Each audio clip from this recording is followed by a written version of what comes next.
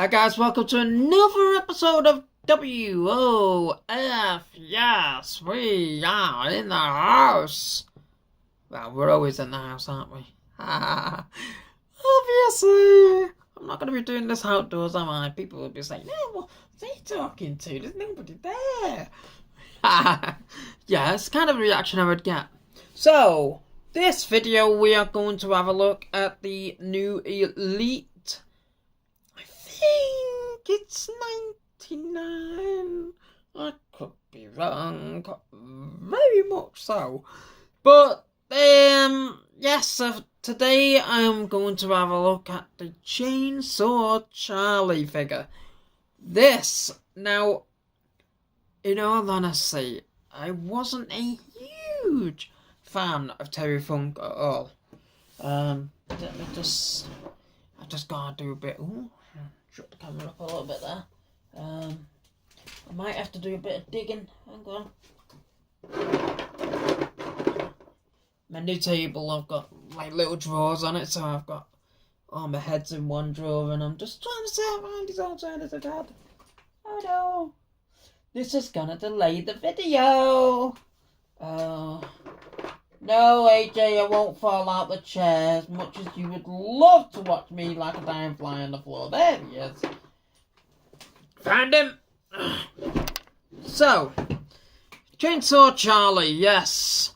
This, in all honesty, I'm actually quite impressed, to be honest, with this Chainsaw Charlie.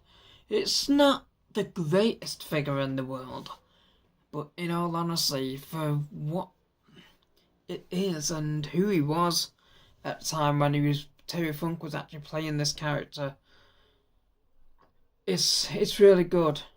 So if I just take the chainsaw out of his hands, you've got his head where he's supposedly got tights over his head. I'll never ever understand why that character wore what looked like women's tights on his head. I really do not understand that. But it worked and it happened. That was the Attitude Era for you. But yes, Terry Funk with his Chainsaw Charlie with his tights head. He also does actually come with a regular Terry Funk head, which I think, yes, the headband removes as well. For those who might be interested, because in all honesty, if you were the kind of guy like me that tries to do a bit of figure photography, and somebody's doing battle with someone, that kind of thing would fall off, and that it makes it just a little bit more realistic. And yes, the Terry Funk headband actually comes off. Whether it was actually still classified as Chainsaw Charlie when he was like that as well, I don't know. But it came with the Chainsaw Charlie figure. You've got his little braces or whatever it is they call them that come over here and go around the back into one. I think he's actually got a separate belt that's connected to that from the trousers, but in all honesty, I can't really tell, and I can't really get it to move. But it does look like it's separate. So yeah, you've got that option if something ever went down and you wanted to take it off and you wanted to customize it. But yes, yeah, Terry Funk, you got spare hands with it and everything. I think he did, but most of the time they do get hands with these kind of things these days. I've got too many of them, to be honest. But yes, the Terry Funk figure and his jeans. I always find that Mattel don't do a very good job on jeans, and I think the best job they ever did was with the Triple H DX. I think it was a Ringside Collectibles exclusive when he had a DX top and a leather jacket and the big long hair and everything, and the jeans on that were perfect, and that is how they should do the jeans all the time. Proper detail on them. But a lot of the time they just go with this, and I know that people are probably saying, yeah, it's hard down to budget, this, that. Oh! Dropped him! On the floor. Yes, he's it. It wouldn't be the first fall he's taken, would it? So, yeah, you get that.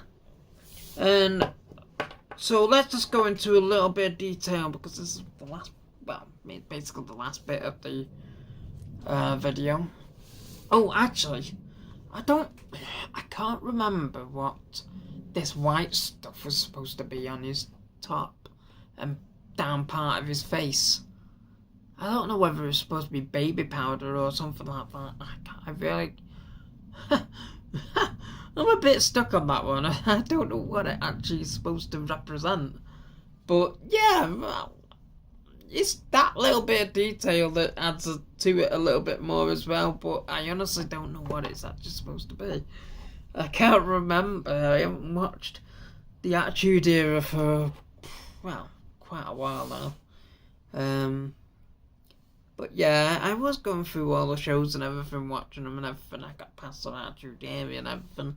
And I actually started watching from 1993 all the way through, and I think I got to about 2010 or 2011 on the WWE network, and I just haven't continued watching any further. But yes, the next little thing I'm gonna have a look at is actually the chainsaw that you got with Chainsaw Charlie. Now, it's a great accessory. It's a great accessory, but I think they could have done better with this, the blade on the chainsaw, because in all honesty, that looks like the chainsaw's actually got a cover on it, and it wouldn't have had the cover on it unless that comes off. No, it doesn't come off. Yeah, I think Mattel should have gone with the silver look and a grey look, whatever you want to call it. And I think they should have put like more detail of blading on the actual chainsaw. They'd probably say, oh well, we can't do that because it's PG era, this, that and the other. Boring. Yeah, whatever. Why bring a figure out from the Attitude Era if you're going to make it PG? Doesn't make sense to me, does it? So, yeah, I think they could have done a hell of a lot better with the chainsaw itself. They could have put more detail, like I say, on the blade. To me, it should have been grey. I mean, I would probably go back and watch some of the Attitude Era stuff and actually get surprised, and it actually did look like that. But I do think it should have had blades and everything, because it didn't have cover on it and everything. But yeah, you got your duo handles. You got this handle here, which, in all honesty, has a little bit of movement, which is actually pretty good. It's not a bad accessory for Mattel, to be honest. And then you got the back handle, which you can also have Chainsaw Charlie hold.